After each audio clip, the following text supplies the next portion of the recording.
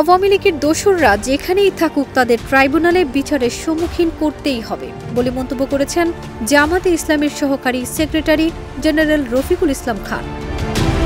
কেউ না বুঝলেও আমরা আপনার প্রয়োজন বুঝি, আর তাই তো অত্যাধুনিক ফিচার সম্বলিত বিভিন্ন সাইজ আর কালারের 250-টিরও বেশি ডিজাইন অপশন নিয়ে ওয়ালটন স্মার্ট ফ্রিজ বোঝে আপনার প্রয়োজন।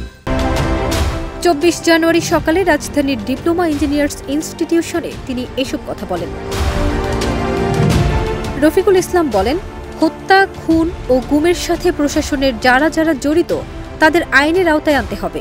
অত্যাচারী, খুনি ও জুলুমকারীদের কোনো ছাড় দেয়া হবে না বলেও হুঁশিয়ারি দেন তিনি। জামাতের এই নেতা আরও বলেন, আওয়ামী ফ্যাসিস্টদের নিষিদ্ধ করার দরকার হয়নি, তারা নিজেরাই পালিয়ে গেছে।